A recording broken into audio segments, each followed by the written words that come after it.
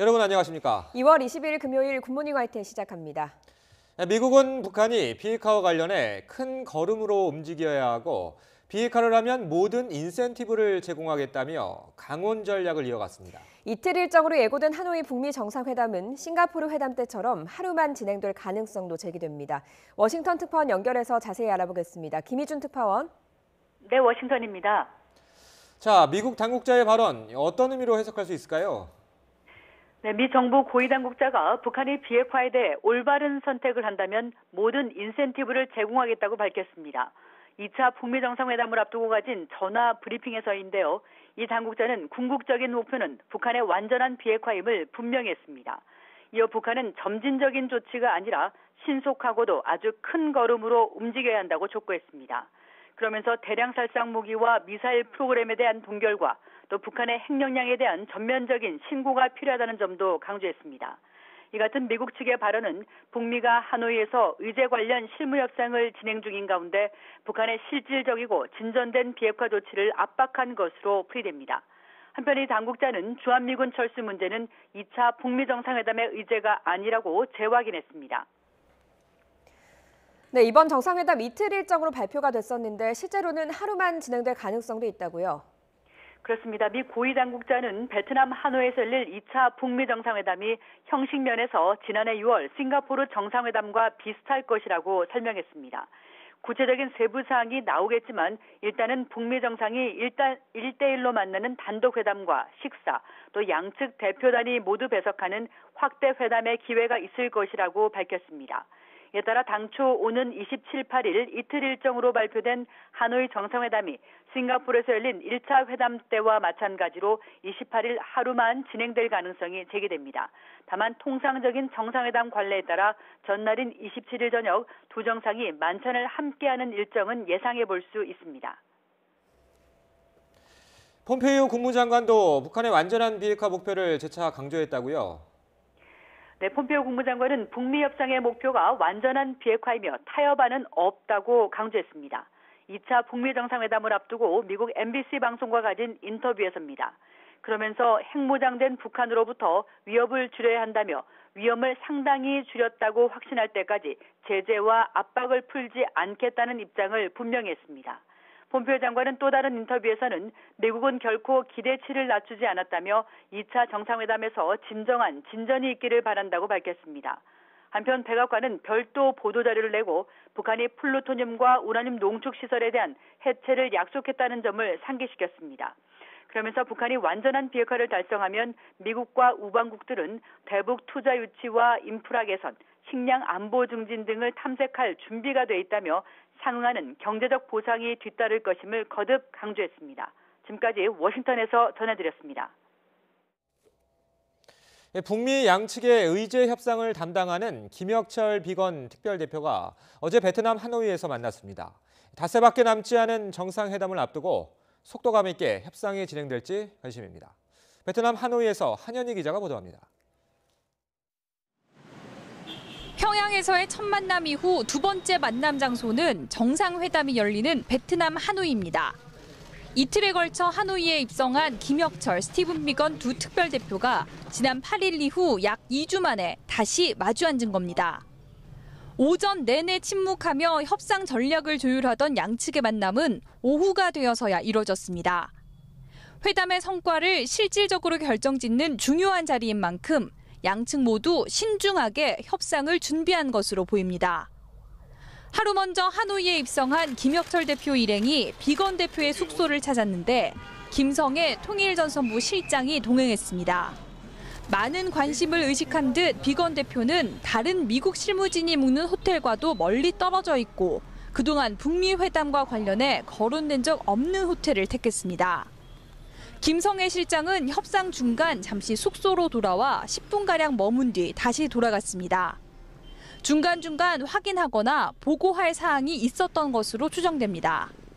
앞서 이번 주 만남에서 합의문안 작성에 돌입할 것으로 예고했던 만큼 두 사람이 하노이 선언에 담길 주요 내용을 조율하고 있는 것으로 보이는데 시간이 빠듯한 만큼 협상은 속도감 있게 진행될 전망입니다. 이제야 비로소 시작된 의제 실무 협상. 북한의 비핵화와 미국의 상응 조치가 어느 수준에서 접점을 찾을 수 있을지 주목됩니다. 베트남 하노이에서 YTN 한현입니다. 특별대표들의 의제 협상은 하노이 공동선언문의 초안을 잡는 과정이기도 합니다.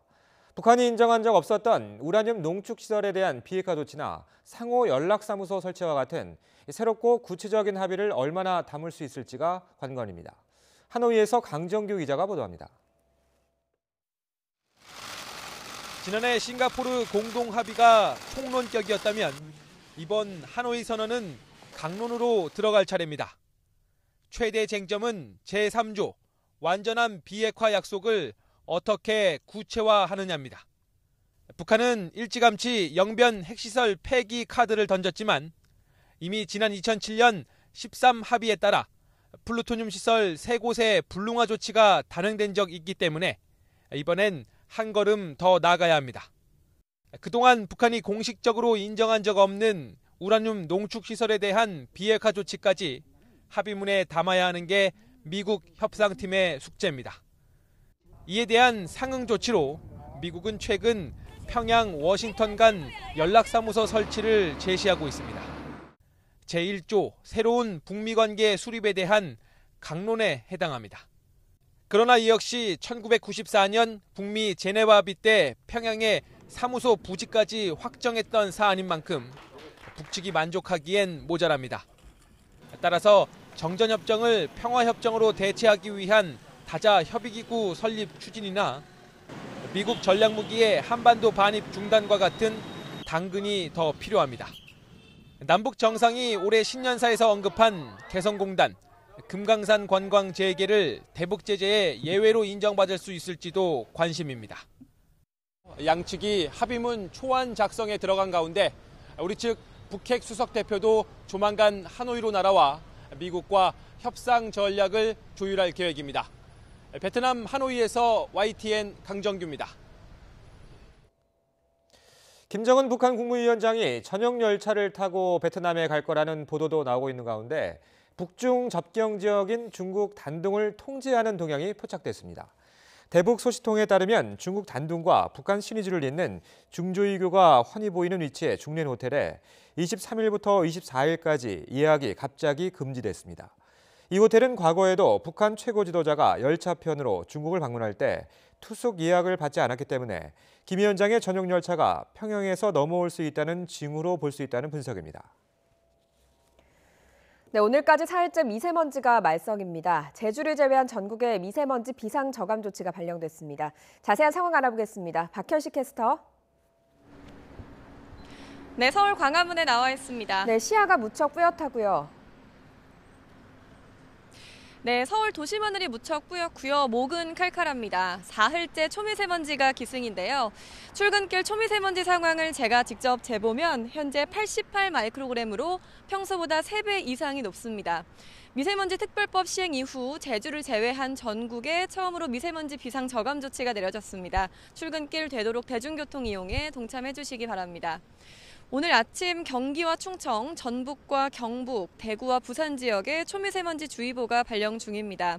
충북과 세종, 대전의 초미세먼지 농도가 80 마이크로그램 안팎으로 매우 나쁨 수준까지 올랐고요. 그 밖에 서울을 포함한 전국이 50에서 60 마이크로그램으로 평소보다 2~3배가량 높은 나쁨 수준을 보이고 있습니다. 오늘 밤부터는 중국발 스모그가 추가로 유입되겠고요. 종일 전국의 초미세먼지 농도는 나쁨에서 매우 나쁨 수준을 유지하겠습니다. 오늘 비상 저감 조치가 시행됨에 따라 공공기관 임직원들은 끝자리가 짝수인 차량만 운행할 수 있습니다. 또 공공기관의 주차장은 폐쇄되고요. 서울 지역은 2.5톤 이상 배출가스 5등급 차량 운행이 제한되며 위반 시 과태료 10만 원이 부과됩니다. 주말인 내일도 나름 포근하겠지만 중서부와 전북 지역은 공기가 탁하겠습니다. 호흡기가 예민한 어린이나 노약자는 최대한 외출을 자제하고 나오신다면 황사용 마스크 꼭 착용하시기 바랍니다. 지금까지 광화문에서 YTN 박현실입니다. 대법원이 육체 노동을 할 수 있는 최대 나이의 기준을 60세에서 65세로 늘렸습니다. 30년 만에 바뀐 겁니다. 대법원은 급격히 변해온 우리나라의 사회 경제적 여건을 언급했는데 이번 판결은 보험이나 정년 등 사회 전반에 영향을 끼칠 것으로 보입니다. 조성호 기자입니다. 대법원은 지난해 11월 육체노동 가동 연한을 놓고 공개 변론을 열었습니다. 각계의 의견을 종합해 대법관들이 판단한 결과 기존 60살에서 65살로 높여야 한다는 견해가 많았습니다. 가동 연한을 60살로 정한 지난 1989년 판결대와 달라진 점을 구체적인 인구 통계를 들며 상세하게 설명했습니다. 일단 우리 국민이 OECD 국가 가운데 가장 많은 나이인 70살이 넘어야 은퇴한다는 점을 꼽았습니다. 법정 정년이 만 60세 또는 만 60세 이상으로 연장되었고 실질 은퇴 연령은 이보다 훨씬 높게 2011년부터 2016년까지 남성 72세, 여성 72.2세로 조사되었는데 1인당 국내 총생산이 6,500달러였지만 지난해 3만 달러로 경제 규모가 4배 이상 커진 점도 언급했습니다. 오는 2033년 이후에는 65살부터 국민연금을 받을 수 있도록 법이 개정된 것도 이유로 들었습니다. 소수 의견을 낸 대법관 3명도 60살 이상으로 상향하는 것에는 동의했습니다. 다만 조희대, 이동원 대법관은 63살이 타당하다고 봤고 김재형 대법관은 나이를 못 받기보단 60살 이상 정도로 정하는 게 옳다는 견해를 냈습니다. 현실을 제대로 반영하지 못하는 기존 판례를 바꿔야 한다는 데는 대법관들 의견이 일치했습니다. 고령자들의 어떤 노동 수요도 증가하고 있고 이번 대법원 판결은 현실에 맞게 정당한 배상을 받을 수 있게 한 그런 좋은 판결이라고 생각합니다. 판결 영향을 직접 받게 된 건 보험업계입니다. 사고가 났을 때 지급되는 보험금이 늘게 되고 보험료도 함께 오르면서 가입자 부담이 늘어날 전망입니다. 재판상 손해배상 책임 역시 늘게 됩니다. 당장은 아니더라도 각종 연금제도와 고용정년, 노인복지 등 우리 사회 전반에 걸친 제도와 정책도 직간접적인 영향을 받을 전망입니다. YTN 조성호입니다. 최근 고소득층과 저소득층의 소득 격차가 통계 작성 이후 가장 큰 폭으로 벌어졌습니다. 양극화가 심해지고 있다는 거죠. 저소득층 일자리의 고용 상황이 좋지 않은 게 주요 원인으로 꼽힙니다. 오인석 기자가 보도합니다. 지난해 4분기에 소득이 많은 상위 20% 계층 가구의 월 평균 소득은 932만 4천 원으로 1년 전보다 10.4% 늘었습니다. 반면 소득 하위 20% 계층 가구의 월 평균 소득은 123만 8천 원으로 1년 전에 비해 17.7%가 감소했습니다. 증가폭이나 감소폭 모두 역대 최대입니다. 특히 소득 하위 20% 계층 가구의 근로소득은 무려 36.8%나 감소했습니다. 또 소득 하위 20에서 40% 계층의 소득은 4.8% 줄어든 반면 소득 상위 20에서 40% 계층은 반대로 4.8%가 늘었습니다. 소득의 양극화가 심화되면서 소득 분배 지표도 역대 최악으로 나타났습니다. 소득 상위 20% 가구원 1명이 누리는 소득을 하위 20% 가구원 1명이 누리는 소득으로 나눈 5분위 배율이 지난해 4분기 5.47로 집계됐습니다. 지난 2003년 관련 통계 작성 이후 격차가 가장 컸습니다. 통계청은 취업자 감소 등 고용 부진을 저소득층 소득 악화의 주된 원인으로 꼽고 있습니다. 작년 4, 4분기 중에 상용직은 이제 34만 2천 명 증가하였지만 임시직은 17만 명 감소하였습니다. 그래서 좀 취약한 일자리, 한 개 일자리를 중심으로 해서 고용 시장이 악화된 것이 큰 요인으로 이렇게 생각하고 있습니다. 정부는 고령화가 진전되면서 근로 능력이 취약하고 소득 수준이 낮은 고령 가구가 소득 하위 20% 계층으로 이동한 것도 영향을 미친 것으로 보고 있습니다. 전문가들은 소득 분배 악화를 해결하기 위해서는 안정적인 일자리를 만들어내는 게 무엇보다 중요하다고 지적합니다. 짧은 시간 동안 일하는 단기 근로 계약이 많이 늘고 있다고 하는 점에 주목해서 보다 더 안정적이면서 높은 소득의 일자리를 민간 부문 중심으로 늘리기 위한 노력이 필요할 것으로 보이고요. 세금이나 이자, 국민연금, 고용보험 등 소비 활동과 관계없이 지난해 4분기에 한 가구 기준 지갑에서 빠져나간 월 평균 소비 지출은 95만 4천 원으로 1년 전보다 10%가 늘었습니다. YTN 오인석입니다. 문재인 대통령의 최측근으로 정부 출범과 함께 백의종군을 선언했던 양정철 전 청와대 비서관이 조만간 정치권에 복귀할 것으로 보입니다. 청와대가 아니라 민주당 싱크탱크로 돌아올 것으로 전망되는데 내년 총선에서의 역할이 주목됩니다. 권중기 기자가 보도합니다. 지난 2016년 본격적인 대선 행보에 나서기 직전 문재인 대통령과 함께 히말라야에 올랐던 양정철 전 비서관, 민주당 전해철 의원, 이호철 전 민정수석과 함께 이른바 삼철 가운데서도 문 대통령과 가장 가깝다는 평가가 나오는 최측근 인사입니다. 대선 승리 이후엔 문 대통령에게 부담을 주지 않겠다며 백의종군을 선언한 뒤 주로 외국에 머물러 왔습니다. 대통령께 뭐랄까 연관되는 좀 상징성이랄까요? 영향성, 상관관계 같은 게 좀 너무 커서 제가 두 분보다는 조금 더 조심스럽고. 민주당 관계자는 양 전 비서관에게 민주당 싱크탱크인 민주정책연구원장직을 제안했고 본인도 고심 중인 것으로 안다고 말했습니다.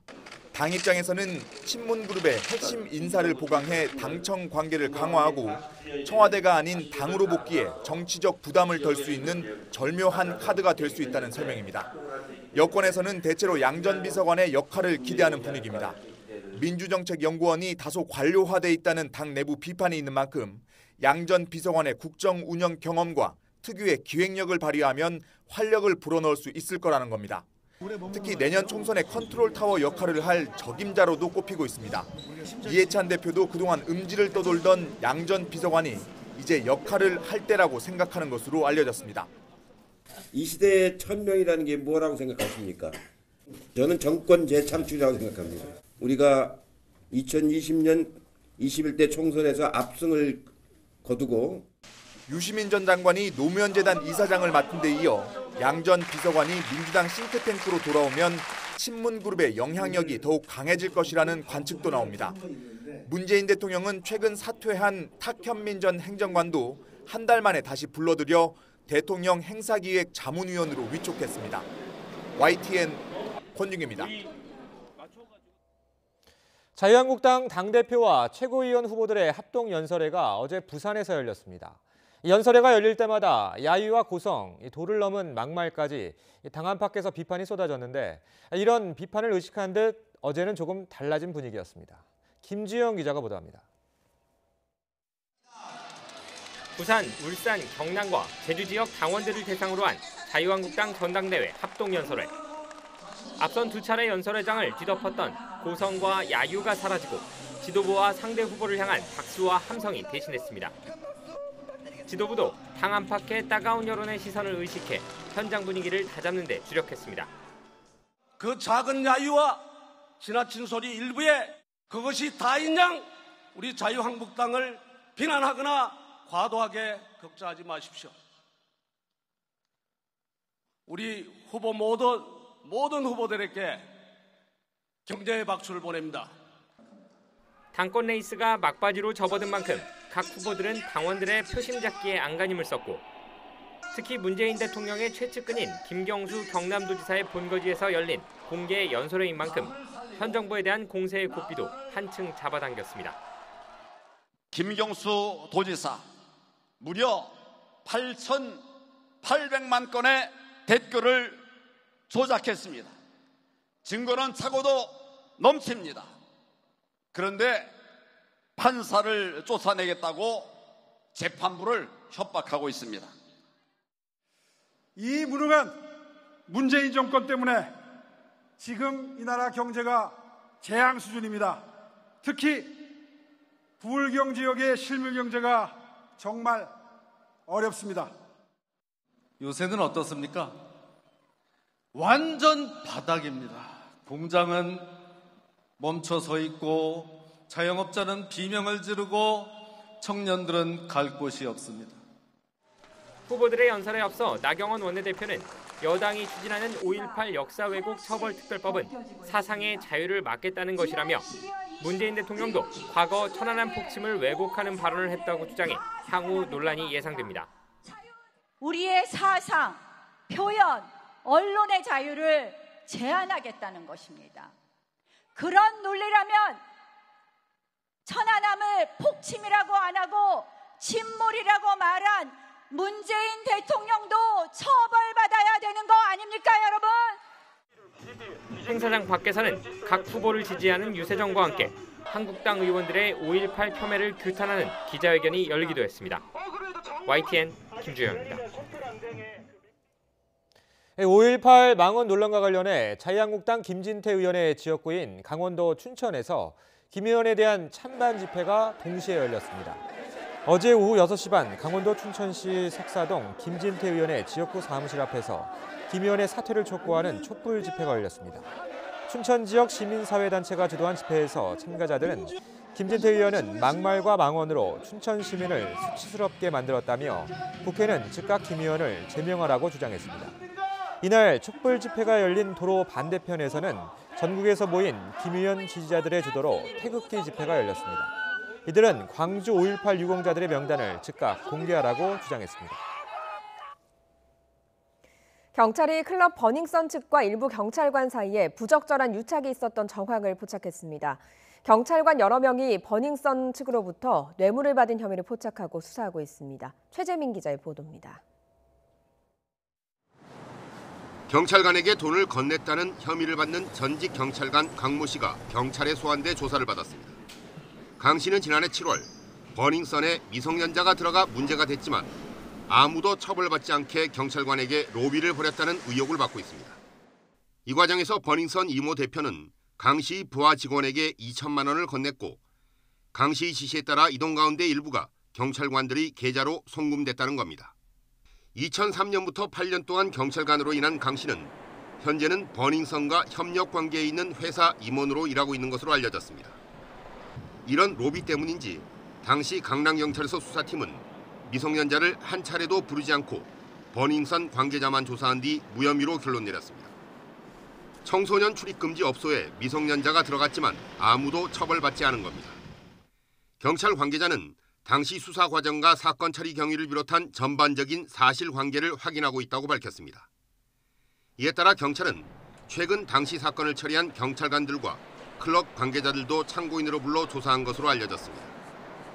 경찰은 돈을 건넨 의혹을 받는 버닝썬 이모 대표도 이르면 오늘 불러 조사할 계획입니다. YTN 최재민입니다. 전남 곡성에서 이웃 농장 주인을 살해하고 저수지에 시신을 버린 40대가 구속됐습니다. 김종균 기자가 보도합니다. 전남 곡성경찰서는 지난 15일 같은 마을에서 배농사를 하는 59살 홍모 씨를 살해하고 시신을 저수지에 버린 혐의로 49살 김모 씨를 구속했습니다. 김 씨는 또 홍 씨의 통장을 들고 가 1,200만 원을 빼내 달아난 혐의도 받고 있습니다. 범행은 사전에 계획한 건가요? 전남 목포경찰서는 어제 저녁 6시쯤 목포시 오감동의 금은방에서 여주인 48살 B씨를 흉기로 찔러 숨지게 한 혐의로 33살 A씨를 긴급 체포했습니다. A씨는 승용차를 몰고 나주로 달아났다가 범행 4시간여 만에 붙잡혔습니다. 신호를 기다리던 승용차에서 갑자기 불이 났습니다.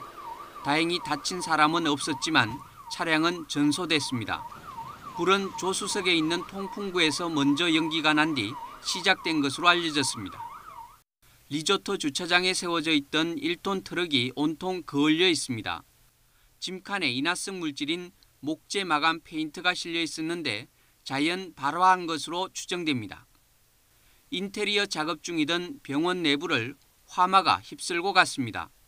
이 불로 48살 임모 씨가 화상을 입었고 건물에 있던 70여 명이 긴급 대피했습니다. 에어컨 배관 용접 작업 도중 불이 시작된 것으로 보입니다. YTN 김종균입니다. 2017년 이대 목동병원에서 신생아 4명이 숨진 사고로 재판에 넘겨진 의료진들이 1심에서 모두 무죄를 선고받았습니다. 법원은 의료진이 감염 관리를 소홀히 한 건 인정되지만 아기들의 직접적인 사망 원인이라고 보기엔 증거가 부족하다고 했습니다. 김태민 기자의 보도입니다.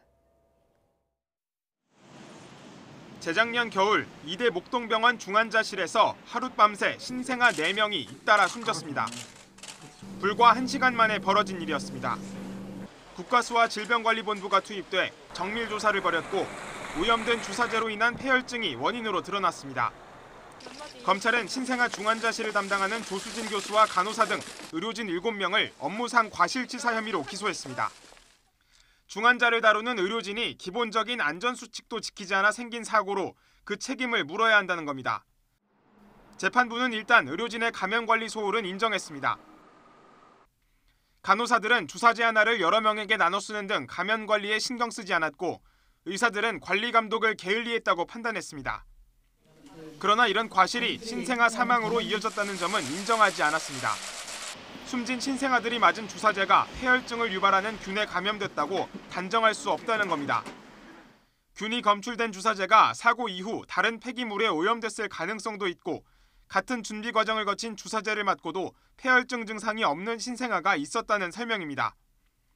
따라서 의료진 과실이 주사제 감염으로 이어졌고 신생아 사망에 이르렀다는 논리 역시 인정할 수 없다는 결론입니다. 1심 재판부는 이런 점을 토대로 의료진 전원에게 무죄를 선고했습니다. 각을 총괄 책임지신 분이 법정에 나오셨는데 본인도 제3의 오염 가능성이 있다라고 법정 증언을 했기 때문에 법원 감정인도 동일한 감정 결과를 내놨습니다. 모든 전문가가 일치된 의견이었기 때문에. 이번 선고로 1년 넘게 끌어오던 사건은 일단락됐지만 검찰이 항소할 뜻을 밝히며 앞으로의 경과도 주목되고 있습니다. YTN 김태민입니다.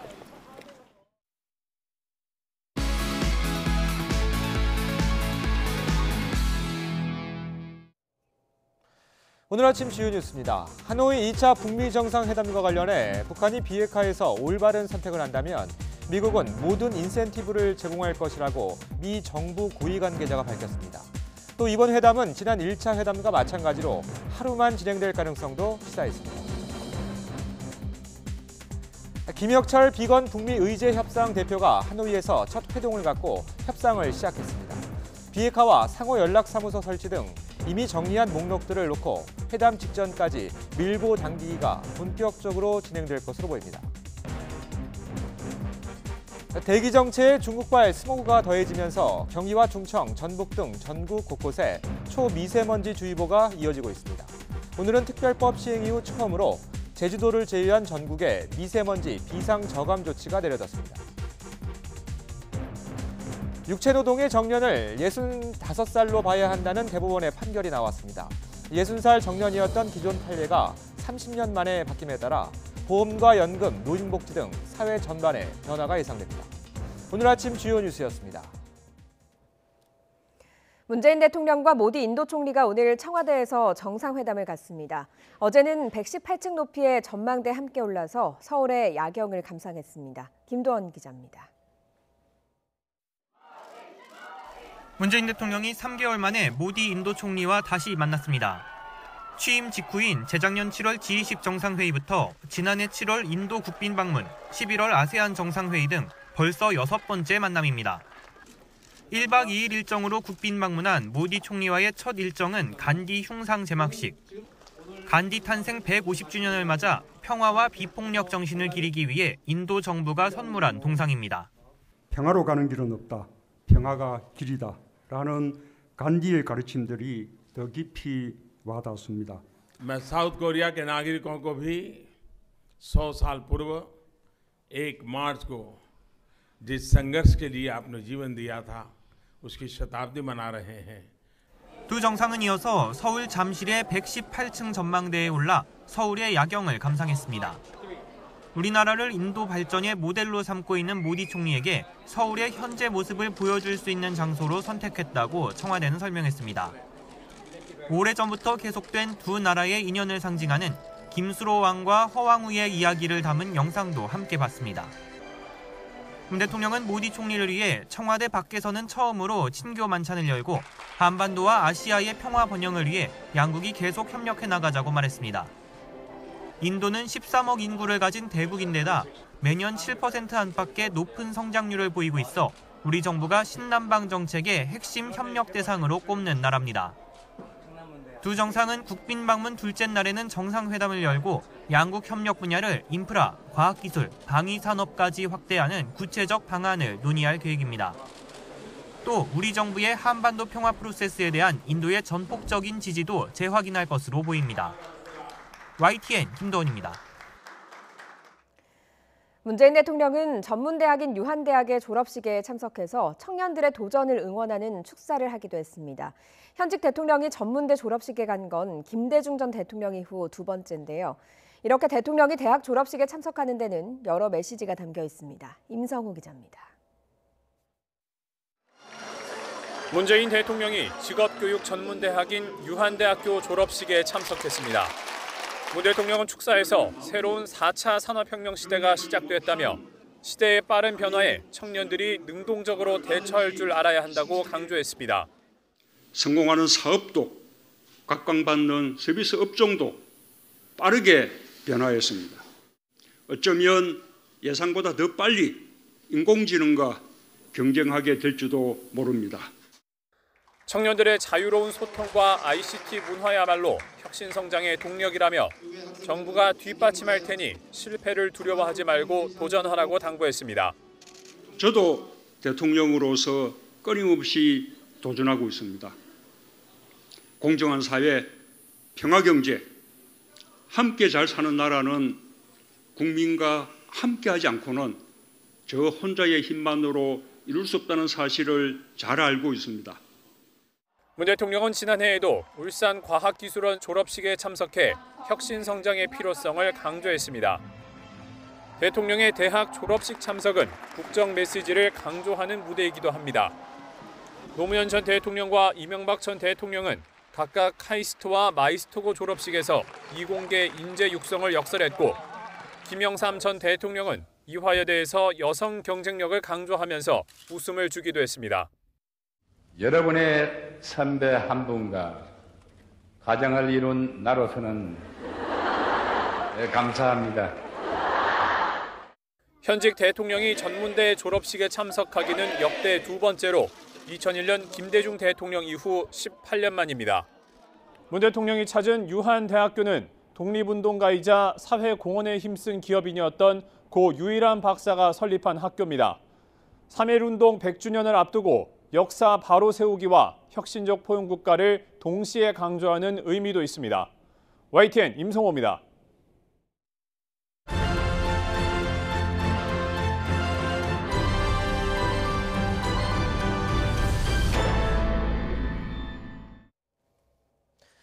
(2차) 북미 정상회담을 계기로 김정은 위원장은 베트남의 개혁개방 정책인 도이머이의 상징적인 성과물들을 둘러볼 가능성이 큽니다.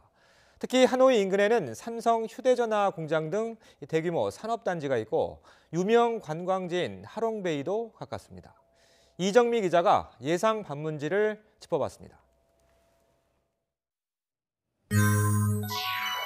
도이머이, 새롭게 바꾼다는 베트남 말로 1986년에 추진된 개혁 개방 정책을 말합니다. 위성사진을 한번 볼까요? 지금 보고 계신 위성사진이 1984년 베트남 하노이의 모습인데요. 온통 초록색이죠. 하지만 도이머이 정책에 힘입어 경제가 빠르게 발전하면서 지금은 이렇게 도시가 팽창했습니다. 베트남을 국빈 방문하는 김정은 위원장, 바로 이런 베트남식 경제 개발 현장을 둘러볼 가능성이 큽니다. President Trump believes your country can replicate this path. 김정은 위원장의 예상 방문 지역을 보겠습니다. 하노이에서 북쪽으로 40km 떨어진 곳에는 박린성이 있습니다. 조성된 산업단지만 10여 곳, 외국인 직접 투자 기업이 몰려 있습니다.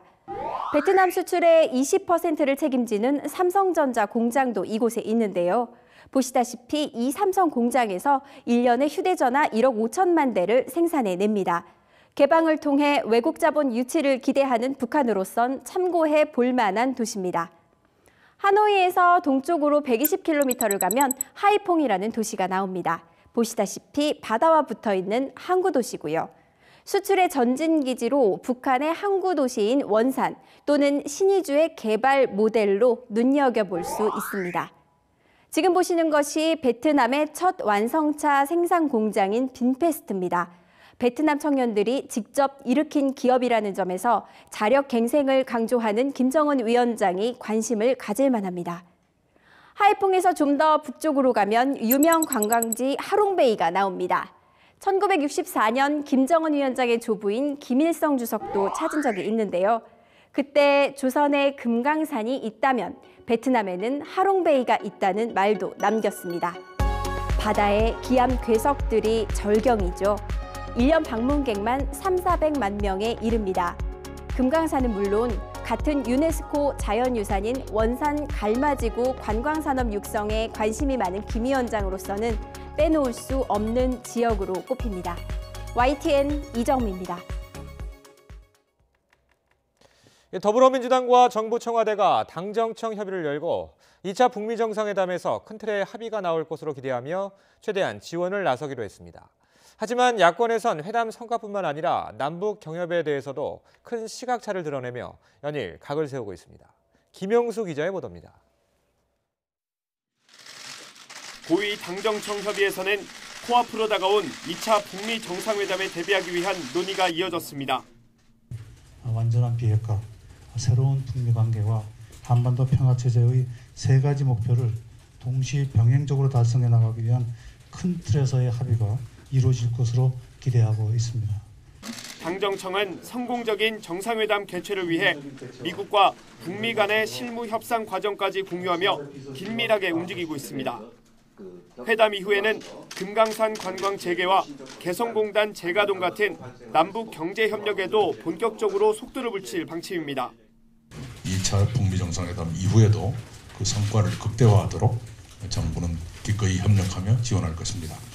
국민 여러분께서도 이해와 지지를 해주시리라 믿습니다. 민주당은 일찌감치 북미 회담의 기대감을 고조시키면서 야권의 북한 퍼주기 공세를 차단하는 데 주력하고 있습니다. 한반도 평화를 앞당기는 노력에 동참은 못할 망정 재뿌리려는 행태를 반복해서는 안 됩니다. 반면 자유한국당은 대북 지원에 급급한 정부가 북한 협상력만 키워 비핵화 성과가 없을 수도 있다는 우려를 제기하며 냉랭한 반응입니다. 특히 남북협력기금을 쓸 때 국회 동의를 받도록 관련법을 개정하겠다며 남북 경협의 속도 조절을 강조했습니다. 이 정부가 서두르고 있기 때문에 이제 적어도 일정 규모 이상의 남북협력기금을 집행하는 사업에 대해서는 국회의 사전 동의를 받을 수 있도록 관련 법 개정을 추진하도록 하겠습니다. 북한 김정은 국무위원장 답방의 불씨를 살릴 북미 정상회담이 고작 닷새 앞으로 다가왔지만 정상회담을 바라보는 여야의 시각차는 극명하게 갈리고 있습니다. YTN 김영수입니다. 홈쇼핑 업체 등을 통해 후원금 명목으로 수억 원을 받은 혐의로 전병헌 전 청와대 정무수석이 1심에서 실형을 선고받았습니다. 재판부는 전 의원이 국회의원의 청렴성을 훼손했다고 봤지만 법정 구속은 하지 않았습니다. 양희력 기자입니다. 전병헌 전 수석의 혐의는 국회 미래창조과학통신위원회 소속 의원 시절인 2013년으로 거슬러 올라갑니다. 홈쇼핑 업체 등을 상대로 한국 e스포츠협회에 5억 5천만 원을 후원하게 한 혐의입니다. 청와대 정무수석을 지낸 지난 2017년 기획재정부 예산 담당 간부에게 20억 원을 협회에 지원하라고 요구한 혐의도 있습니다. 1심 재판부는 이 가운데 롯데홈쇼핑이 건넨 3억 원이 제3자 뇌물수수에 해당한다고 판단했습니다. 기재부 공무원에게 예산을 배정하게 한 혐의도 유죄로 봤습니다. 재판부는 국회의원의 직무 공정성과 청렴성을 훼손해 죄질이 좋지 않고 직권남용으로 국민 혈세를 낭비했다고 판단했습니다.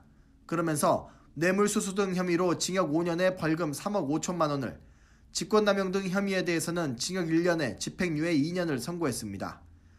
다만 구속이 능사가 아니고 판단을 다퉈볼 여지가 있다며 구속영장은 발부하지 않았습니다. 법정 밖을 나선 전 의원은 즉시 항소해서 무고와 결백을 다투겠다고 밝혔습니다. 어찌됐든 법원의 판단을 존중하지만 검찰의 어거지 수사를 상당 부분 인정한 것 같아서 대단히 안타깝고 억울합니다. 검찰 역시 1심에서 무죄로 본 부분과 양형에 대해 항소할 계획이라고 밝혔습니다. YTN 양희력입니다. 군 사이버사령부의 댓글 공작을 지시한 혐의로 재판에 넘겨진 김관진 전 국방부 장관이 1심에서 징역 2년 6개월을 선고받았습니다. 서울중앙지방법원은 김 전 장관의 군 정치관여 등의 혐의를 유죄로 인정하고 징역 2년 6개월을 선고했습니다. 재판부는 다만 김 전 장관이 앞서 구속적부심에서 풀려난 만큼 항소심에서도 불구속 상태에서 재판을 받는 게 바람직하다는 판단에 따라서 법정 구속하지는 않았습니다. 휠체어와 인공호흡기에 의지한 채 학업의 꿈을 이룬 학생들이 있습니다. 연필을 쥐기도 힘들었는데 얼마나 어려움이 많았을지 상상할 수도 없죠. 새로운 꿈을 향해 계속 도전하는 모습이 큰 울림을 전하고 있습니다. 김정회 기자가 직접 만났습니다. 25살 정휘서 군은 선천성 근이영양증 환자입니다. 대여섯 살 때만 해도 걷고 뛰고 놀았는데 몸 근육들이 계속 약해져 지금은 휠체어 없이 앉을 수도 없습니다. 연필 쥐는 건 고사하고 마우스 클릭하기도 힘든 정군. 그러나 최근 단과대를 수석 졸업한 뒤 로스쿨 진학을 준비하며 인생 2막을 열려합니다. 장애인들 소수자의 인권과 권리를 보호하고 증진시키는 변호사가 되고 싶습니다. 그리고 궁극적으로는 현실 정치에도 참여해서 제 다짐을 더욱 실천하고 싶습니다. 24살 조수은 군도 같은 병을 앓습니다. 척추 수술에 물리치료도 받고 있지만 상태는 계속 나빠집니다. 그래도 시인이 되겠다는 꿈을 키우며 공모전에 계속 작품을 내는 중입니다. 시 쓰는 거에 좀 관심이 있어서 한 일주일에 한 번씩 시 한두 편 정도 편집해 보려고 하고 있고요.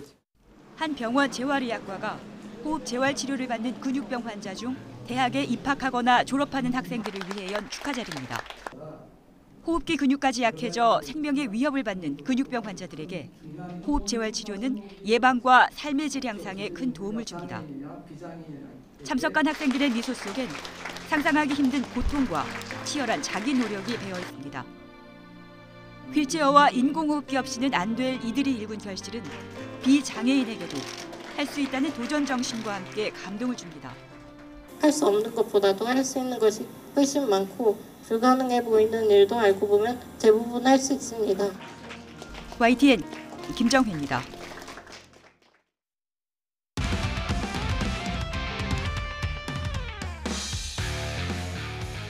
스포츠 뉴스입니다. 평창올림픽 여자 컬링 팀 킴이 호소했던 김경두 일가의 각종 비리 의혹이 대부분 사실로 드러났습니다. 문화체육관광부 감사반은 비리 혐의가 무거운 3명에 대해서 수사를 의뢰하기로 했습니다. 김상익 기자입니다. 평창 동계올림픽을 통해 온 국민의 사랑을 받았던 팀 킴의 지난해 11월 눈물의 호소가 사실로 확인됐습니다. 문화체육관광부는 5주간의 특정감사에서 드러난 김경두 전 대한컬링연맹 회장 직무대행 일가의 비리를 조목조목 밝혔습니다.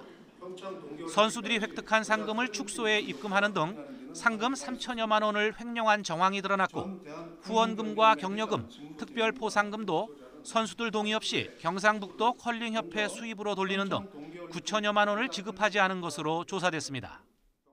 또 전지훈련을 다녀와서는 동일한 영수증을 이중정산하거나 추가로 지급받는 방식으로 부적정하게 예산을 집행한 것도 이번에 들통이 났습니다.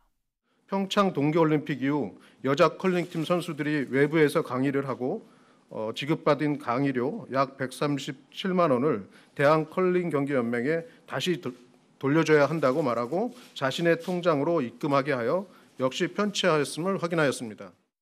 자녀 채용을 위한 각종 꼼수도 동원됐습니다. 딸 김민정은 문서를 허위로 작성하는 방법으로 우수 선수 영입금을 받아 챙겼고 건강상의 이유로 군에서 조기 전역한 장남 역시 과도한 연봉을 받고 남자팀과 계약했다고 문체부는 밝혔습니다. 평창올림픽을 앞두고는 정관을 어기면서 본인의 친조카를 국가대표팀 전력분석관으로 뽑는 채용 비리도 있었습니다. 장녀인 여자 컬링팀 지도자와 사위인 믹스더블팀 지도자가 면접 심사위원으로 참여하여 불공정하게 채용이 진행되었음을 확인하였습니다. 문체부는 이번 감사 결과에 따라 김경두 전 직무대행 등 3명에 대해 수사 의뢰하고 관련자 10여 명에 대해서도 징계를 요구할 방침입니다. 감사반은 선수들의 인권 보장 방안을 모색하기 위해 이번 감사 결과를 스포츠혁신위원회에 별도로 보고할 예정입니다. YTN 김사익입니다. 선배인 노선영으로부터 지속적인 괴롭힘을 당했다고 폭로한 스피드스케이팅 국가대표 김보름이 관련 자료를 공개하겠다고 밝혔습니다. 김보름은 자신 말고도 많은 동료 선수들이 노선영으로부터 괴롭힘을 당했다면서 관련 증거를 공개할 용의가 있다고 말했습니다. 이에 앞서 노선영은 김보름의 일방적인 주장에 대응하고 싶지 않다면서 나중에 기회가 되면 말하겠다고 말을 아꼈습니다. 김보름은 지난해 평창올림픽 여자팀 추월 8강전에서 노선영을 떨어뜨린 채로 질주해 왕따 주행 논란의 가해자로 지목됐습니다. 한국 스켈레톤의 간판 스타 윤성빈 선수가 이번 주 올 시즌 월드컵 시리즈 모든 일정을 마무리합니다. 훈련장이 문을 닫는 역경을 딛고 8번의 대회에서 모두 시상대에 오를지 주목됩니다. 허재원 기자가 보도합니다. 윤성빈은 이번 시즌 출전한 월드컵 대회 6번 모두 시상대에 올랐습니다. 5차 대회까지 동메달과 은메달 2개씩을 수확한 윤성빈은 6차 대회에서 첫 금메달을 목에 걸었고 지난주 7차 대회에서도 동메달을 추가했습니다. 폭설로 취소됐던 4차 대회와 올 시즌 마지막인 8차 대회가 캐나다 캘거리에서 잇따라 열리는데 윤성빈은 모든 선수 중 유일하게 전대회 메달 획득에 도전합니다. 두 대회 모두 시상대에 오를 경우 근소한 차이로 2위에 올라 있는 시즌 랭킹도 유리로 끌어올릴 수 있습니다. 지난해 평창 동계올림픽 이후 알펜시아 슬라이딩 센터와 스타트 훈련장이 폐쇄되면서 윤성빈은 정상적인 훈련을 하지 못했습니다. 캐나다에서 3주 동안 전지훈련을 한 게 전부일 정도로 훈련량이 절대적으로 부족했습니다. 하지만 변함없이 몸 상태를 최고조로 유지했고 풍부한 코스 경험까지 쌓으면서 흔들림 없는 경기력을 과시하고 있습니다. 이런 기세라면 다음 달 열리는 세계선수권에서도 정상 등극을 기대해 볼 만합니다. 세계선수권 때만큼은 저희 이번 시즌 준비한 모든 걸 다 보여드릴 수 있게 하려고 노력하고 있습니다. 평창의 영웅으로 등극했던 아이언맨 윤성빈이 훈련장 폐쇄라는 역경을 딛고 묵묵히 세계 정상의 길을 달리고 있습니다. YTN 허재원입니다.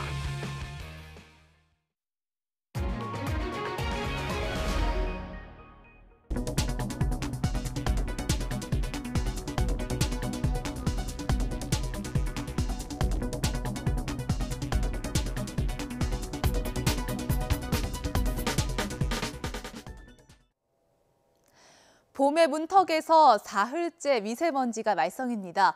오늘 출근길도 경기와 충청 지역, 전북과 영남 지역에 초미세먼지 주의보가 이어지고 있습니다. 현재 충청 지역의 초미세먼지 농도 매우 나쁨 단계, 그 밖에 전국은 나쁨 수준 보이고 있습니다. 평소보다 3배에서 6배가량 높은 수치입니다. 오늘 안정된 대기 상태에서 먼지가 해소되지 못하다가 밤부터는 추가로 스모그가 유입됩니다. 오늘 전국의 미세먼지 농도 나쁨 수준, 충북 지역은 매우 나쁨 단계를 보이겠습니다. 오늘 사상 처음으로 제주를 제외한 전국에 미세먼지 비상 저감 조치도 실시됩니다. 먼저 공공기관 임직원들은 차량 이부제를 준수해야 하는데요. 오늘은 끝자리가 짝수인 차량만 운행할 수 있습니다. 공공기관의 주차장도 폐쇄가 되고요. 또 서울의 경우 중량 2.5톤 이상의 배출가스 5등급 차량의 운행을 제한한다고 하니까요. 참고하셔야겠습니다. 오늘 비 예보 없이 구름만 끼겠고 제주에는 낮부터 5mm 안팎의 비가 상간엔 최고 3cm의 눈이 오겠습니다. 현재 기온은 큰 추위 없습니다. 서울 기온 영하 1.5도, 대구는 영상 0.1도인데요. 낮 기온도 어제보다 올라서 날씨는 온화하겠습니다. 서울이 9도, 춘천 10도, 안동과 창원 11도, 부산은 14도까지 오르겠습니다. 예상보다 동풍이 약해서 주말에도 먼지는 말끔히 거치지 않겠습니다. 기온은 더 올라서 내일 서울은 12도로 3월 하순에 봄 날씨를 보이겠습니다. 날씨 정보였습니다. 굿모닝 YTN 2부 잠시 뒤에 이어집니다.